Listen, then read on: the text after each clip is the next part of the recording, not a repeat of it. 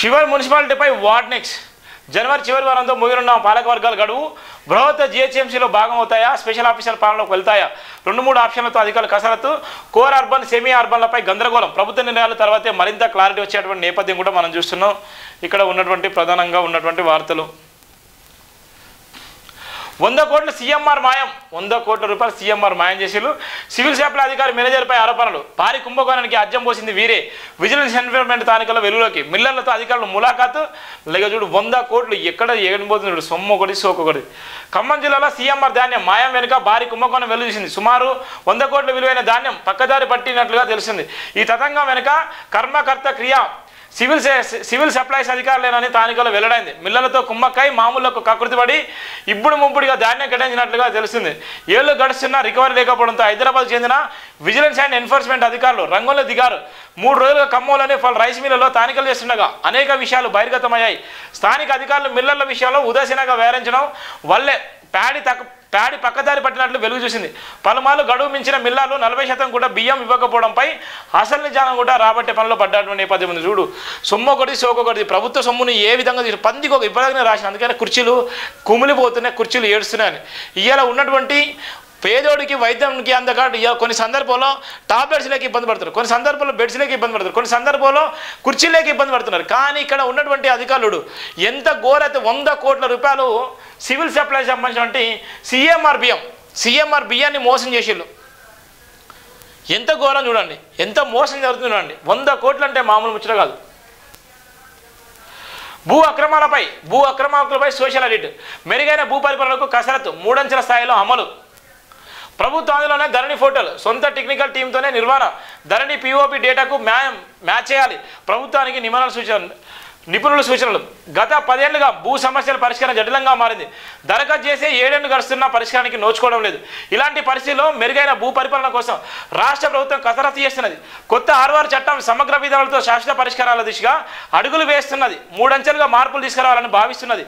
Short time, medium, long టర్మ్గా ఏమేమి చేయాలన్న అంశాలపై కసరత్తు చేస్తున్నది. ఇప్పటికే పలువురు రెవెన్యూ చట్టాల నిపుణులు ప్రభుత్వానికి సమర్పించిన సూచనలు పరిగణలోకి తీసుకొని ముందుకు సాగుతున్నది. Social audit. గతంలో కొనే రంగారావు, గిరిగ్లాని వంటి వారు చేసిన సిఫారసులను గత ప్రభుత్వం పూర్తిగా అమలు చేయలేదు. దీంతో చాలా భూ సమస్యలు తలెత్తాయి. 5 ఏళ్లుగా వేల కోట్ల విలువైన ప్రభుత్వ భూములు అన్యక్రాంతమయ్యాయి. వీటిని నెగ్గు తెల్చాలంటే సోషల్ మీడియా ఆడిట్ కూడా చేయవలసిన అవసరం ఉందన్న నేపథ్యం కూడా మనం చూస్తున్నాం. ఇక్కడ ఉన్నటువంటి వార్తలు.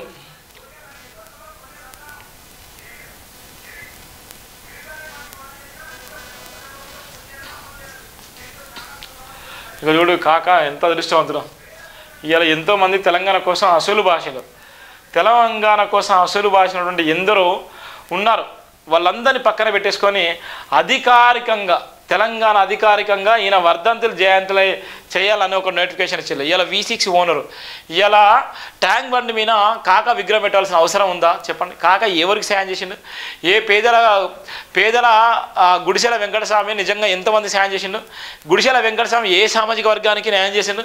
గుడిసెల వెంకటస్వామి వల్ల ఎన్ని లక్షల మంది బాగుపడరు? గుడిసెల వెంకటస్వామి వల్ల ఎవరి ఆస్తులు పెరిగినాయి? గుడిసెల వెంకటస్వామి వల్ల ఎన్ని కోట్ల రూపాయలు ఎవరికి అందినాయి? ఎవరు ఇలా ఆర్థికంగా ఉన్నారు? ఇలా గుడిసెల వెంకటస్వామి ఈ విధంగా కావడానికి కారణం ఇలా అధికారికంగా కాక జయంతి వర్ధంతులు చేస్తున్నారు. మరి ప్రభుత్వానికన్నా కొద్దిగా ఉండాలా ఉండదా? గత బీఆర్ఎస్ హయాంలో ఉన్నటువంటి కాక వెంకటస్వామి ఇవాళ ట్యాంక్ బండ్ మీద విగ్రహం పెట్టించిండు. ట్యాంక్ బండ్ మీద విగ్రహం పెట్టాల్సిన నిజంగా ఆయన చరిత్ర, నిజంగా ఆయన గొప్పోడా, నిజంగా ఆయన స్వతంత్ర ఉద్యమకారుడా? ఆయన ఒక పార్టీలో క్రియాశీలకంగా ఉన్నటువంటి వ్యక్తి.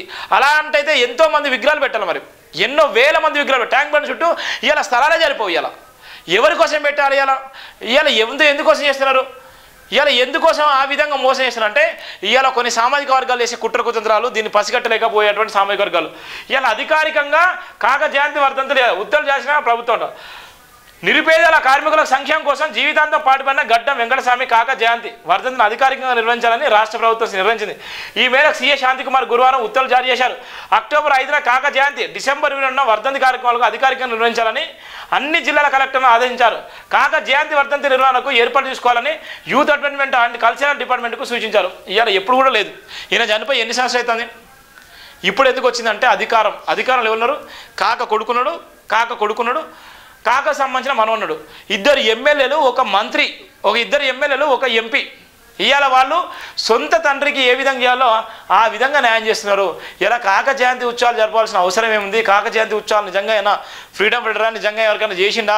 ఎంతమంది దళితులకు న్యాయం చేసిండు? ఇలా ఉన్నటువంటి డాక్టర్ బిఆర్ అంబేద్కర్ లా కాలేజీలో చదివేటటువంటి వ్యక్తులు, డాక్టర్ బిఆర్ అంబేద్కర్ కాలేజీలో చదివేటువంటి ఇన్స్టిట్యూట్లో ₹1 కూడా ఫీజు తక్కువ చేయరు. ఈయన పిల్లలను హింస పెట్టేటువంటి నేపథ్యం ఉంది. ఈయన పెట్టిన సిద్ధాంతం వేరు, ఆయన పెట్టుకున్న ఆశయం వేరు, అక్కడ జరిగేటువంటి బనియా వేరు. అక్కడ ఉన్నటువంటి విశాఖను మొత్తం తెరపై తీసుకొచ్చి విశాఖ ఎంప్లాయీస్ ఉంటారు. ఇవాళ అక్కడ ఎవరి పేదోడికి కనీసము ₹10 కూడా ఫీజు తక్కువ చేయలేని పరిస్థితులు ఉంటారు. ఒకరిద్దరు తక్కువ చేసి మొత్తం వాళ్ళకి ఫ్రీగా చేస్తున్నారని చెప్తారు. ఇవాళ ఎంత భయభ్రాంతులకు గురి చేస్తారంటే ఇవాళ ఈ కాకా సంబంధించిన అరాచకాలు మామూలు ఉండయి. ఇవాళ పేపరు, టీవీ, ఇవాళ కులం బలంగా ఉంది, లక్షల కోట్ల రూపాయల డబ్బు ఉంది అని ఇష్టానుసారంగా చేసేటువంటి నేపథ్యం ఉంది. ఇవాళ ఈయన మీద కాకా మీద సంబంధించిన ఆస్తుల మీద సిబిఐ ఎంక్వైరీ చేయండి. ఇలా కాకా మీద సంబంధించినటువంటి ఆస్తుల మీద ఈడీ ఎంక్వైరీ చేయండి. ఇవాళ కాకా సంబంధించిన ఆస్తులను కాపాడడానికి కొడుకులు ఇవాళ 2 ఎమ్మెల్యేలు ఎంపీగా ఉన్నటువంటి వాళ్ళందరి మీద వాళ్ళ ఆస్తుల మీద నిజంగా సిబిఐ జరిపజేయండి. ఇవాళ దళితుల సొమ్మంతా వీళ్ళిద్దరి దగ్గర ఉంది. దళితుల సొమ్మంతా కాకనే తిన్నాడు. దళితులు ఉన్నటువంటి 59 ఉపకులాల సొమ్మంతా ఓన్లీ కాక దగ్గరనే ఉన్నది. కాక ఆస్తులు జప్తు చేస్తే తెలంగాణ రాష్ట్రంలో ఉన్నటువంటి దళితులందరూ బాగుపడతారు. సీఎం రేవంత్ రెడ్డికి నీకు దమ్ము ధైర్యం ఉంటే, నీకు నిజంగా చిత్తశుద్ధి ఉంటే ఇవాళ ఉన్నటువంటి ఈ కాక ఆస్తులపై నిజంగా నువ్వు సిబిఐ ఎంక్వైరీ చేయగలుగుతావా? కాక సంపాదించుకున్నటువంటి అక్రమాస్తులు, కాక సంపాదించుకున్నటువంటి కళాశాలలు, కాక సంపాదించుకున్నటువంటి ఇంజనీరింగ్ కాలేజ్, కాక సంపాదించుకున్నటువంటి అనేకమైనటువంటి విద్యా వ్యవస్థలు, విశాఖలో జరిగేటువంటి మోసాలు, ఇవాళ ఇష్టానుసారంగా పేదల పేరు చెప్పుకొని బతికేటువంటి నేపథ్యంలో ఉన్నటువంటి వివేక్ వెంకటస్వామి, ఇవాళ వినోద్, ఇవాళ ఉన్నటువంటి కులం పేరుతో ఇవాళ చలమాన అయ్యేటువంటి ఈ కుటుంబం పైన నిజంగా దర్యాప్తు చేయించే దమ్ముందా? ఎంత దారుణం అంటే ఇవాళ ఎందరో ఉన్నారు పాపం, ఎందరో నిజంగా తెలంగాణ కోసం అమరులైనటువంటి 1960లో తెలంగాణ రాష్ట్రం కోసం అమరులైనటువంటి ఎందరో ఉన్నారు. ఎందరో వాళ్ళు ట్యాంక్ బండ్ మీద విగ్రహాలు పెట్టాలని అనేక సంఘాలు మొరపెట్టుకున్నప్పుడు కూడా వాళ్ళ విగ్రహాలు పెట్టిన పరిస్థితులు ఉన్నారు. ఎంత బాధాకరం అంటే కాకది అధికారికంగా చేయాలని కలెక్టర్లో కూడా ఇచ్చిన నేపథ్యం చూస్తున్నాం మనం.